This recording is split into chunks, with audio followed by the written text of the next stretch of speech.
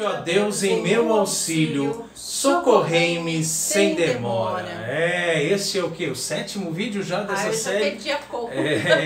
Exatamente, né? Então, acho que é o 7º. A gente hoje quer falar um pouco sobre o uso piedoso do véu, né? Mas antes vamos para nossos avisos paroquiais. O curso de cervejeiro caseiro que aconteceu ontem aqui em casa, né? Primeiro curso de cervejeiro caseiro de Bom Jesus do Itabapoana foi um sucesso total. Se você não conseguiu vaga, não conseguiu se inscrever para o curso, não se preocupe, porque em janeiro, no dia 11 de janeiro, que também será um sábado, às 13 horas, 1h da tarde, nós teremos a 2ª edição do curso de cervejeiro caseiro. Não perca o seu tempo, entre em contato conosco, já faz a sua inscrição, garante a sua vaga para janeiro de 2020. E quanto à festa italiana, tá quase aí, né, Carol? Quase, domingo já, né? Domingo que vem, né? Dia 24 de novembro vai acontecer a 3ª edição da festa italiana, uma festa muito legal para toda a família.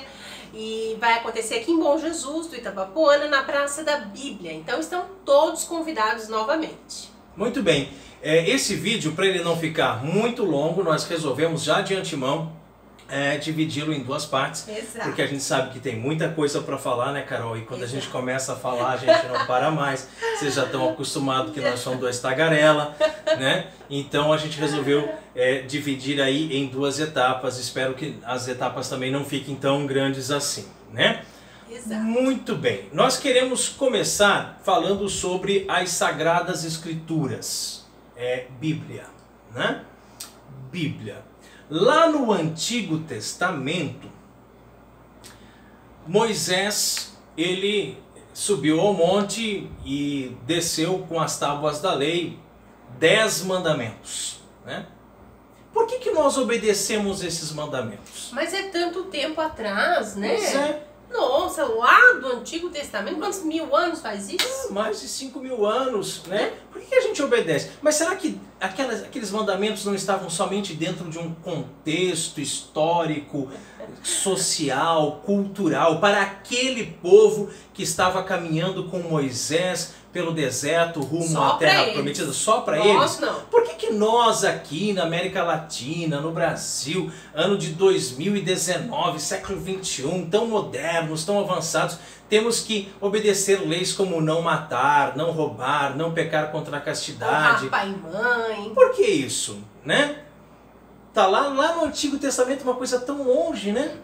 Outra coisa, você já reparou que depois disso os judeus, então, eles vão construindo, né, vão escrevendo o livro da lei, e no final das contas eles têm 613 preceitos. 613.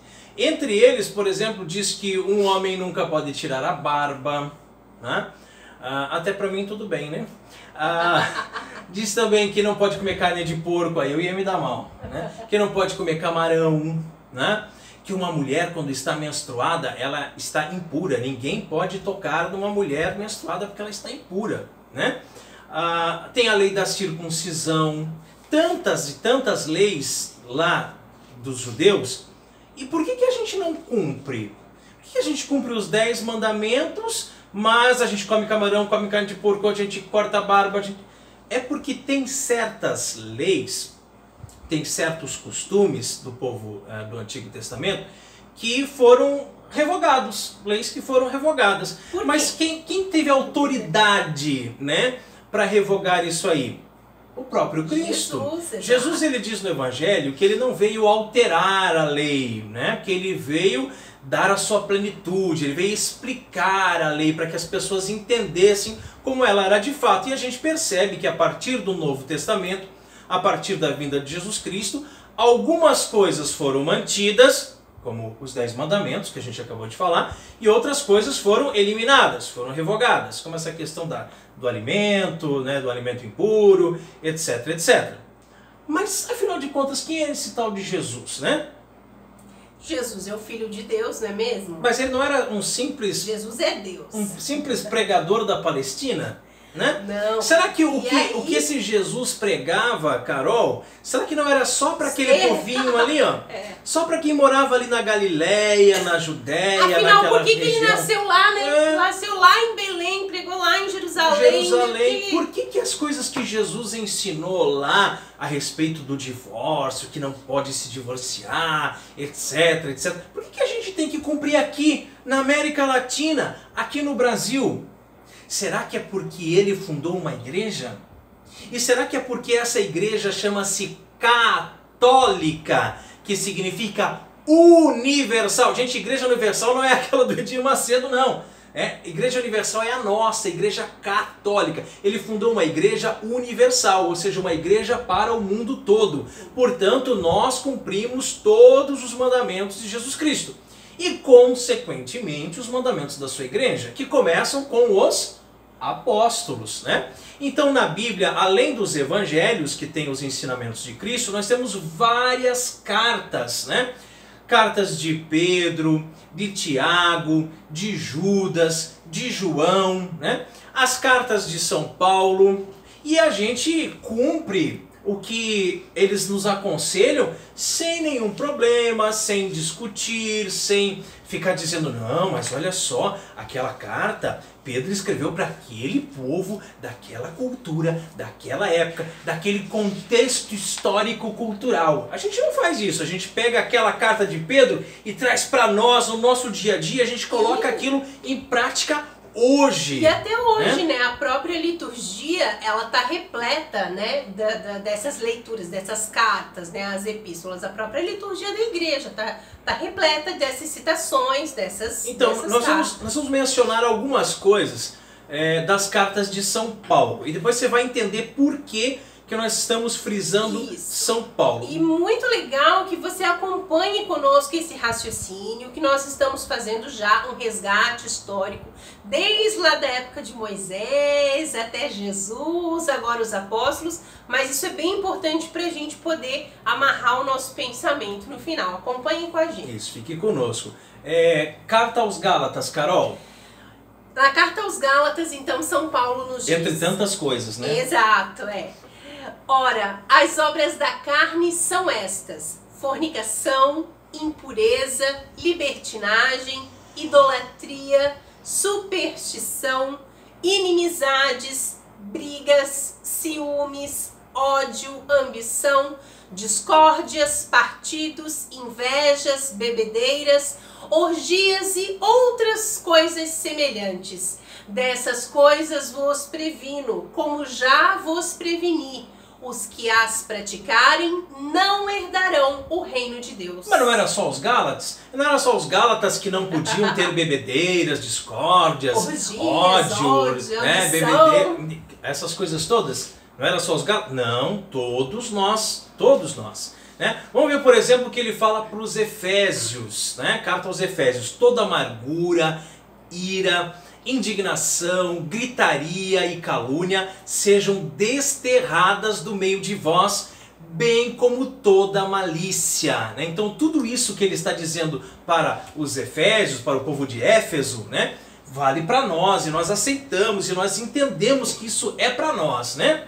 Filipenses, Carol. Isso, para os filipenses, São Paulo vai dizer para nós também, né? Mas ele escreveu aos filipenses assim: fazei todas as coisas sem murmurações nem críticas, a fim de serdes irrepreensíveis e inocentes, filhos de Deus íntegros, no meio de uma sociedade depravada e maliciosa, onde brilhais como luzeiros no mundo, a ostentar a palavra da vida. Que bonito, né? Que bonito. E veja que ainda lá para os filipenses, São Paulo ele continua dizendo: irmãos, sede meus imitadores, e olhai atentamente para os que vivem segundo o exemplo que nós vos damos, né? O que aprendestes, recebestes, ouvistes e observastes em mim, isso praticai, e o Deus da paz estará convosco. Ou seja, São Paulo, além de dar esses conselhos para os Gálatas, para os Filipenses, para os Efésios, enfim, ele ainda diz: façam o que eu estou mandando, né? São Paulo era colérico, gente, tá? Então façam, eu estou mandando, vocês têm que fazer, vocês têm que cumprir. E nós estamos cumprindo, nós estamos fazendo, né? Colossenses, Carol. Aos Colossenses, São Paulo diz: mortificai, pois, os vossos membros no que tem de terreno, a devassidão, a impureza, as paixões, os maus desejos, a cobiça, que é uma idolatria. E até hoje, né, se a gente não mortificar o nosso corpo, se a gente não desprezar as nossas paixões, a gente não vai ser santo nunca, exato, não é mesmo? Exato, né? E tantos irmãos aí de comunidades eclesiais ditas evangélicas falam tanto em idolatria, né? Porque tudo isso é idolatria, tudo isso é idolatria. Mas parece que algumas coisas eles não aceitam muito não, né? Mas vamos ver o que São Paulo escreve lá, 1 Tessalonicenses, né? A primeira carta para este povo, né? Eviteis a impureza, que cada um de vós saiba possuir o seu corpo santa e honestamente. Olha que nós estamos falando tanto da modéstia, né? Sem se deixar levar pelas paixões desregradas, como os pagãos que não conhecem a Deus, e que ninguém nessa matéria oprima nem defraude a seu irmão. Tudo isso nós falamos e nós cumprimos e nós seguimos e nós obedecemos, porque nós acreditamos que não era só para aquele povo, mas era para nós. Vamos continuar nesse raciocínio. 2 Tessalonicenses. Segunda carta de São Paulo aos Tessalonicenses. Quem não quiser trabalhar não tem o direito de comer. Essa eu acho ótimo. E muita gente cita isso o tempo todo, né? Com certeza, com certeza. Assim, pois, irmãos, ficai firmes e conservai os ensinamentos que de nós aprendestes, seja por palavras, seja por carta nossa. Isso, veja de novo. Façam aquilo que eu estou mandando. Eu estou ensinando para vocês, é para vocês fazerem, é para vocês cumprirem. Aí ele escreve uma carta para Timóteo, veja, uma carta pessoal. É uma pessoa, Paulo, escrevendo para outra pessoa, Timóteo. Mas a gente não fica dizendo assim, não, isso só valia para Timóteo. A gente sabe que isso vale para todos nós. Vamos ver o que ele dizia lá para Timóteo. Do mesmo modo, quero que as mulheres usem traje honesto, ataviando-se com modéstia e sobriedade, né? Se vestindo com modéstia.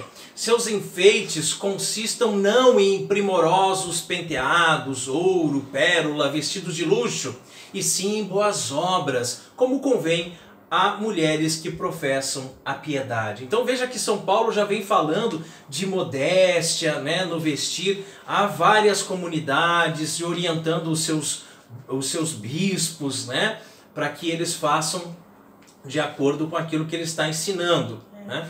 Aí mais pra frente ele escreve uma segunda carta para Timóteo, né? Segunda carta de São Paulo. Olha que conselho bonito que ele dá para ele. Foge das paixões da mocidade, busca com empenho a justiça, a fé, a caridade, a paz, com aqueles que invocam o Senhor, com pureza de coração. Olha aí a pureza do coração, como é importante. É como nós falamos que a modéstia vem de dentro, né? Modéstia interior.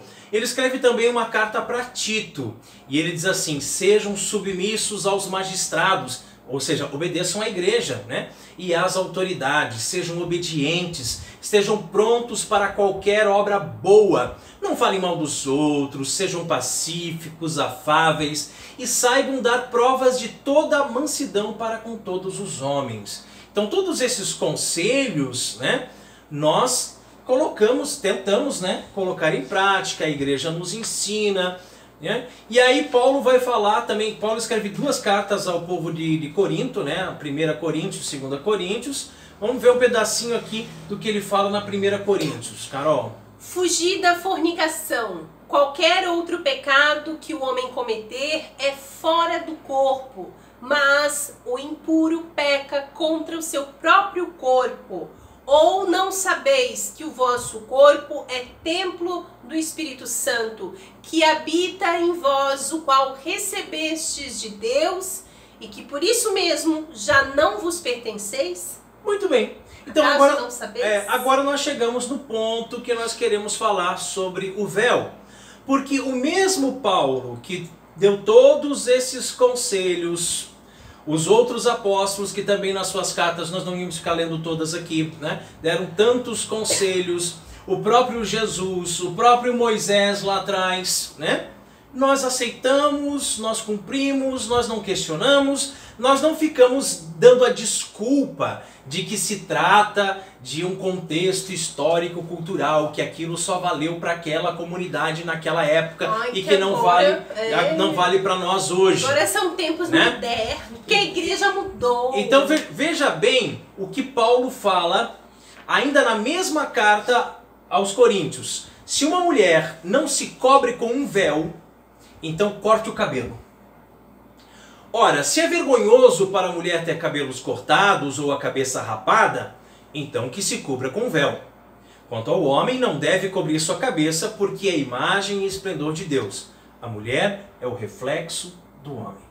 Então quando a gente chega nesse ponto em que Paulo diz veementemente, ele deu uma ordem, ele falou de forma, né, firme, que a mulher tem que usar o véu, aí a gente olha, as igrejas ninguém mais usa, não estão mais querendo usar o véu, né? As comunidades pentecostais aí mesmo, que ninguém usa o véu, parece que eles ignoram essa passagem. Não é que ignoram, Carol, não é que ignoram, meu amigo, é porque eles fazem ali uma exegese dizendo que aquilo ali não vale mais, que aquilo ali ficou para trás, que aquilo ali ficou lá, né, para o tempo antigo.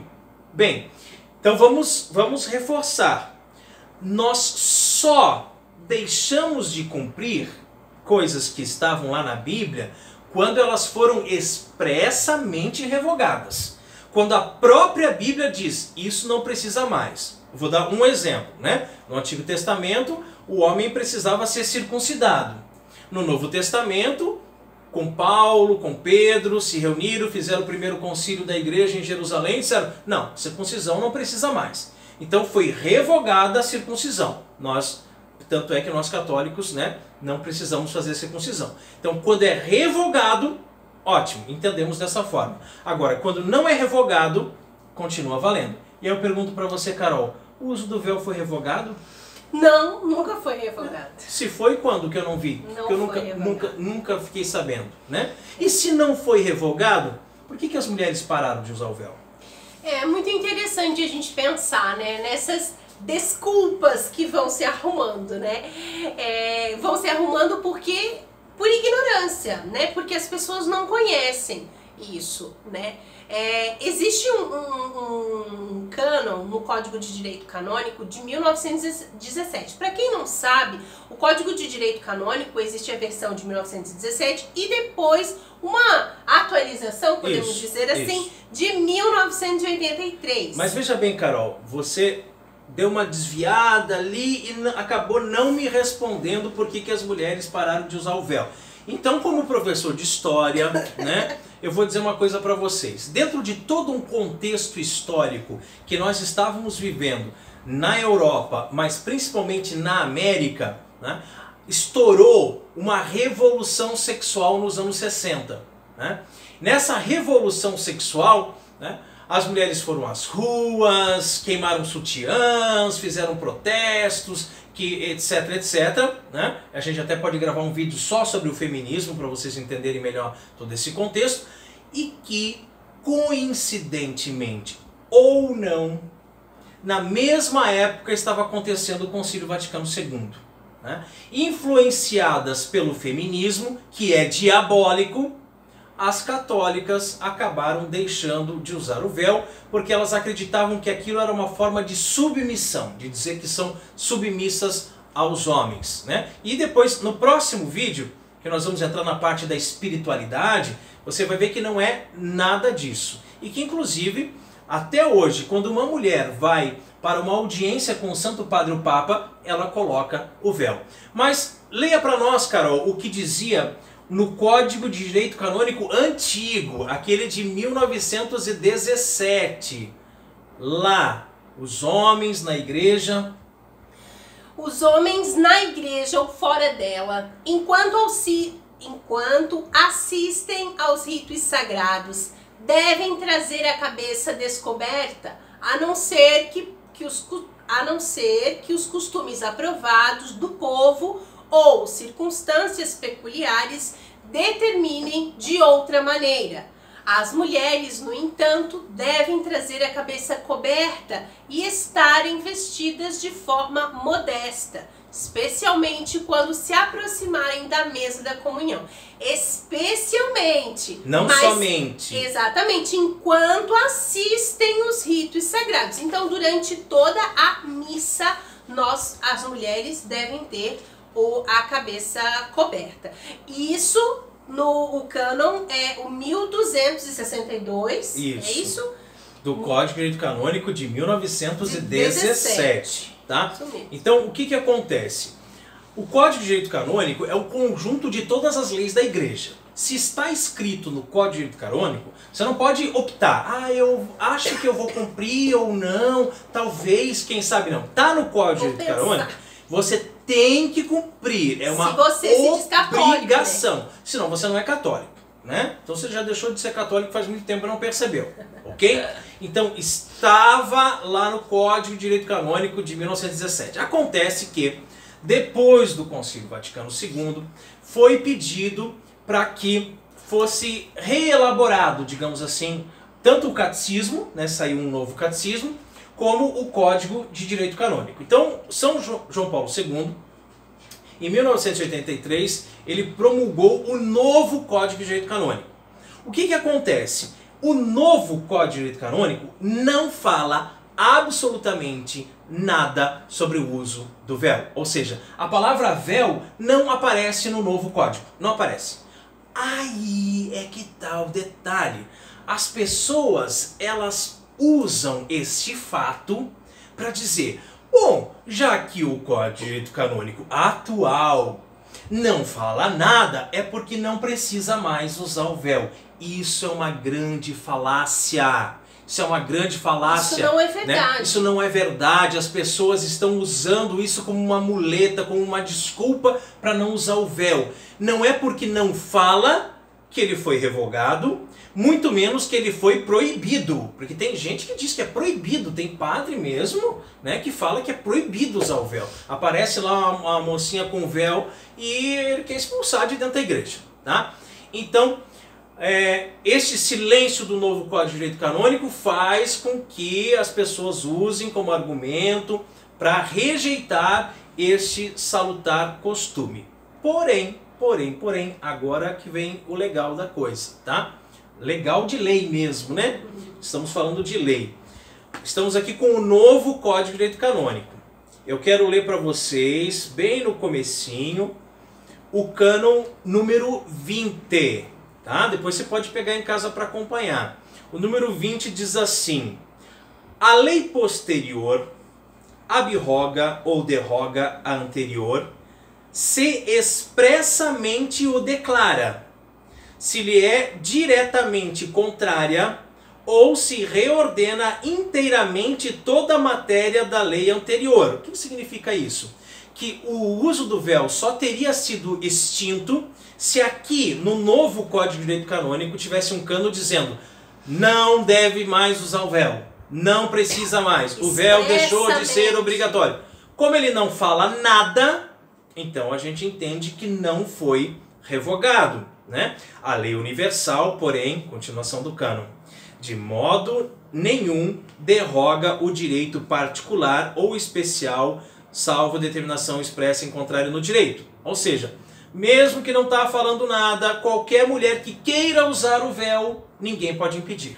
Tá? É um uso particular, ela quer, ela pode usar, ela tem todo o direito, ninguém pode impedir. Mas o que tem que ter ficado claro aqui para vocês é que o fato de o novo Código de Direito Canônico não mencionar o que mencionava o antigo, não quer dizer que foi revogado. Pelo contrário, ele mesmo tem um cânon para explicar isso. Tá?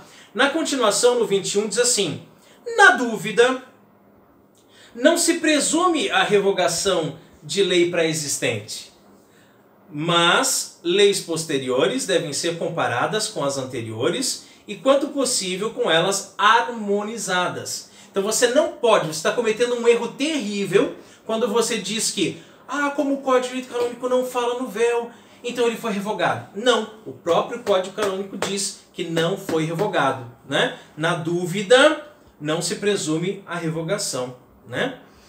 E aí nós temos o Cânon 27, que também tem um negócio bem bacana, que fala assim, é bem curtinho, ele diz assim, ó, o costume é o melhor intérprete da lei.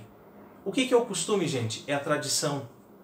A igreja usa o véu há 2000 anos. 2000 anos. Tá? Então isso é uma tradição, isso é um costume. Então o costume ele se torna lei. Tá? Então como nós falamos, hoje o primeiro vídeo, a primeira etapa foi sobre a lei. Desde Moisés, passando por Jesus, né, a Igreja Universal, os apóstolos, né, Antigo Testamento, Novo Testamento, Código de Direito Canônico.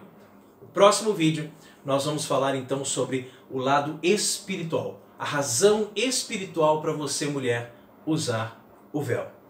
Glória ao Pai, ao Filho e ao Espírito Santo, assim como era no princípio, agora e sempre, por todos os séculos dos séculos. Amém.